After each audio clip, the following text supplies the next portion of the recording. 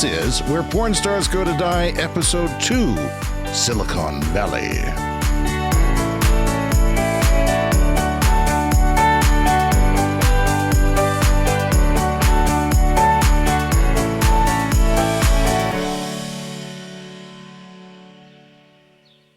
So there was Gretchen, Baptist, former Texan, wife to Ronnie, no fun at all, standing naked inside her bathrobe outside the entrance to her neighbor's very large and expensive house in broad daylight on a Sunday morning. She was about to storm into the home powered by righteous indignation. She planned to confront what she thought to be pornographers overtaking her neighborhood. She had a long-standing fear that living in the San Fernando Valley meant being among those who sin in unthinkable ways. This wasn't Hollywood, she thought, or Santa Monica, or even Bel Air where the pedophiles live. This was Porter Ranch. When she heard the strange sounds of a woman moaning, or grunting, or yodeling or something, she knew she was right to proceed. Gretchen had seen porn once for 28 long seconds in 2003, when she clicked on an email attachment by mistake. It turned out to be a porn virus, one where a lewd message keeps popping up on your screen telling you to buy porn. It wouldn't go away. Instead of taking her computer to the repair shop, she had it destroyed, or so she thought. She asked her housekeeper to take it far away in her own car and run over it in a back alley somewhere. She instructed her not to tell anyone, especially Ronnie. The housekeeper agreed but lied about running it over with her own car. Instead, her kids got rid of the virus and she kept the computer. She still uses it today, mostly to facilitate her Etsy addiction. Gretchen's hands were trembling as she reached to open the door, but it suddenly lurched open on its own. Gretchen was met by Talia, a slender younger woman in a white tank top and excessively ripped jeans, the kind that are pre-ripped by children working at factories in the third world before you buy them. Talia was excited to see Gretchen and pulled her inside by the wrist. Gretchen was horrified and thought she was about to be murdered. Her voice quivering, all she could say was, "What do you want?" Talia leaned in and whispered in Gretchen's ear, "Gina's set up by the pool for makeup if you want to sneak around back." "What?" said Gretchen, clueless. Then the moaning grew louder. Gretchen looked into the adjacent dining room and saw flesh. Lots of it. She'd hardly ever seen flesh. She didn't care for it. She didn't have a lot of mirrors around for that very reason. She moved towards the pink commotion in the dining room like she was being compelled by a spirit. There, a $17,000 10-foot Ralph Lauren Duke pedestal dining table, handcrafted out of penthouse rosewood and featuring a polished nickel finish that accentuated the craftsmanship of the fluted pedestals and the rich luster of the wood, had two people fucking on it. Not 10 feet away from Gretchen, laying comfortably on his back, was a naked, disgusting man. A plump, hairy, disheveled troll of a naked man with a mustache. On top of him was another naked person, a tanned woman, very orange in fact, who was engaged in movement. She was the source of the noises. Gretchen couldn't believe what she was seeing. She had to piece it together part by part in her mind. There's a naked man lying on his back on the dining table, being straddled by a naked woman who is vocalizing physical pleasure, she thought. They're having intercourse. And that, she thought, is an intimate and private act. What was going on? Like most people, Gretchen had never seen other human beings have sex before. Aside from the computer virus, she did once have a terrier that liked to hump Ronnie's leg. She deemed the dog untrainable and had it put down. Or so she thought. In actuality, the vet gave it to a young family who promptly trained it and is now living a happy and full life. His name is now Bandit, by the way. Gretchen had named it Bo. Their two paths crossed once when the two paths they were walking on crossed, but neither acknowledged the other. The point is, when Gretchen entrusts someone to get rid of something for her, they never do. Strange slapping sounds reached Gretchen's ears, and the whole scene hit her like a freight train. She was standing right in the middle of a porno. Frankenbreast tossed around white pearls on the naked woman's chest. no different than the pearls Gretchen herself would wear and often clutch. The woman gleefully rode on top of the grotesque man like a demented frog while he just sort of laid there lifeless. Gretchen was frozen like a deer caught in the headlights, except the headlights were two people fornicating on a very expensive dining room table. Then Gretchen became aware that there were other souls in the room, too. A woman held a camera aimed at the ungodly act. Someone silently followed her around to help. Other people sat around oblivious to everything that was going on. Seemingly and implausibly, they were unconcerned and, if anything, bored. Who are these people, Gretchen wondered? Were they hostages? Were they in a cult? Was everyone on drugs? Why were they not running away? She tried to say something, but no real audible sound came out of her mouth. Nevertheless, the man holding a microphone glared at her to be quiet. Gretchen recognized the man. It was Carlos, her former gardener. Traitor, thought Gretchen. What the living hell, she thought. Talia tapped Gretchen on the shoulder and motioned down a hallway. There's lube in that bathroom, she said quietly. Try the goop, it's really good. Gretchen looked at her confused. Made with all natural ingredients, said Talia. Maybe from Gwyneth Paltrow's own vagina, don't you think? I mean, who knows, right? Talia had mistaken Gretchen for one of the performers due to show up for the GILF scene later in the morning. That's GILF with a G for what it's worth. The G is for grandma, in case your mind refused to go there. Gretchen was having a panic attack and could not move. She wanted to escape, but to do so, she'd need to regain control of her body, and it was now paralyzed.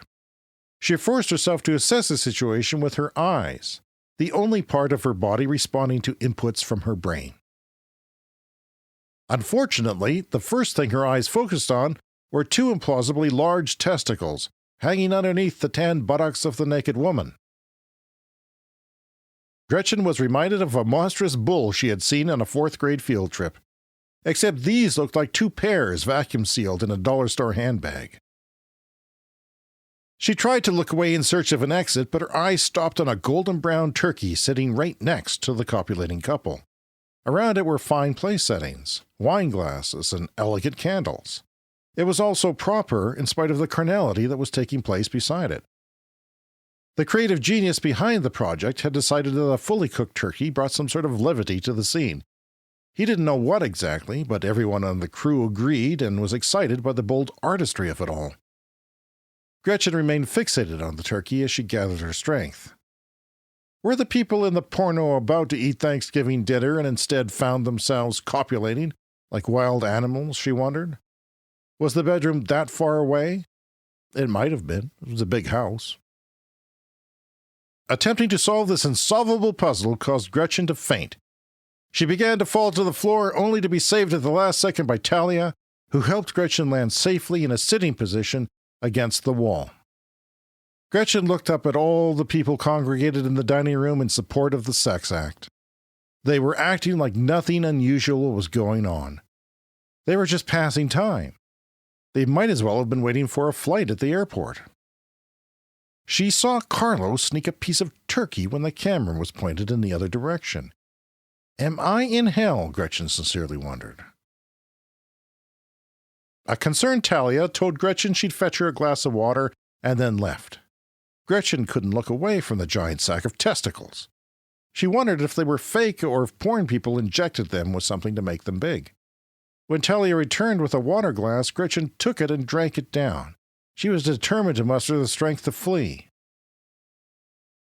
Talia noticed Gretchen staring at the testicles. "Oh, is this about Jerry?" asked Talia. "Is this your first time doing a scene with him?" For some reason, Gretchen answered yes. She wasn't really listening. "Don't worry," said Talia. "He's a nice guy, and he's been bathing again lately." Gretchen made a slight grunting sound as a tear rolled down her face. "Oh, don't worry," said Talia. "His penis doesn't match his balls. It's, I don't know, unremarkable at best." "Unremarkable?" asked Gretchen. She looked at the fornicating man and was mortified to find him looking back at her. "Yeah, unremarkable," said Talia. "No one's ever really remarked on it, I don't think." Gretchen had to get out now. She forced herself under her feet with Talia's help, and when she got there, she found the man still staring at her, now even more intently. He had such a dumb, glazed-over look on his face, she couldn't figure out why. It was such a bizarre expression. And then she remembered Ronnie. Ronnie, she recalled, had that same weird look on his face towards the end of lovemaking. This realization made Gretchen feel truly unclean, like she was a participant in this unholy ritual. The man's gaze practically burned her skin. She looked down at the turkey and envied it for not having a head. Then she noticed Talia staring at her waist. "What?" asked Gretchen. Talia, looking downward, whispered incredulously, "You didn't shave." That didn't make any sense to Gretchen. Why would it? She looked back at the deplorable man who was still staring at her. Then she felt a draft on her chest and it became terribly clear. The grisly man's gaze was directed at her body. She looked down to see her robe had come partially undone when she fell. Gretchen instinctively stopped herself from breathing. It sometimes works for bear encounters, but not so much getting stuck in the middle of a porno. Long milliseconds passed as she stood motionless and exposed in front of a room full of strangers. Talia continued, "Or is this a hairy GILF thing? I mean, sometimes people don't tell me everything." She flipped through papers on a clipboard looking for answers. Then, without warning, the puzzle finally came together for Gretchen. Talia had mistaken her for a porn woman. She couldn't have been more disgusted. She was actually surprised her heart was still beating. Death would have been a sweet escape at that moment. But then things got worse. The nature of the moaning from the silicone-infused woman shifted to legitimate ecstasy. This startled nearly everyone in the room. Alarmed crew members put down their phones to see what was the matter. The sound recorders exchanged a quizzical glance with the lighting man. This, apparently, was very odd. Gretchen finally covered up. However, the naked man continued to gaze upon her, his eyes growing increasingly demented. Gretchen's heart raced so wildly she was sure she was about to have a heart attack. Good, she thought. "Get me out of here, Lord. I'm ready. Take me." Then she thought, no. There couldn't be a worse place to die. How on earth would Ronnie explain it to everyone? She envisioned the neighbors watching her corpse being rolled out of a porn house on a stretcher while in her bathrobe. How would that look, she wondered. Gretchen became angry with herself. How did this Sunday morning turn into a living nightmare, she thought. Why did she come inside a stranger's house? What kind of stupid idea was that, she thought. And with that, Gretchen tightened her bathrobe and walked with as much dignity as she could muster out of the house the same way she came in. She paused on the front drive in the bright sun, a defeated and broken woman. When a yoga dog walker passed by, she looked at Gretchen and smiled. Gretchen angrily growled at her and gave her the finger. Something she had not done since high school. The smile on the dog walker's face turned to shock and she hurried on. A moment later, Gretchen apologized to God and limped back to her own house. She didn't mention it to Ronnie. None of it. Even though she couldn't bring herself to go to church that Sunday, she later attended the brunch with her book club. She barely said a word to anyone the whole time she was there and drank far more than she ever imagined. Later, she would be driven home in shame by Alice in her blacked-out SUV. The man on the table is known professionally as Jerry Balls. It's also his legal name since he had it changed the day he turned 18. He was a sensation at a very young age because of his gigantic testicles. Those balls were so big they revitalized a struggling porn industry which was under threat from amateurs armed with cheap camcorders in the late 80s. This is his story.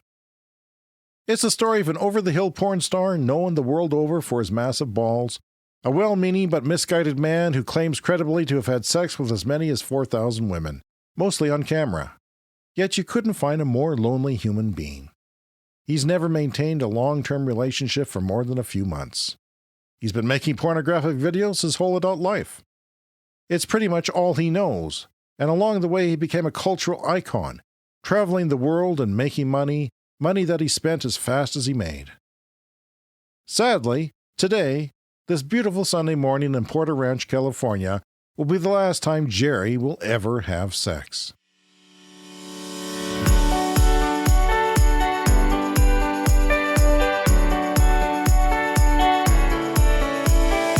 Next time on Where Porn Stars Go to Die. We'll see you then.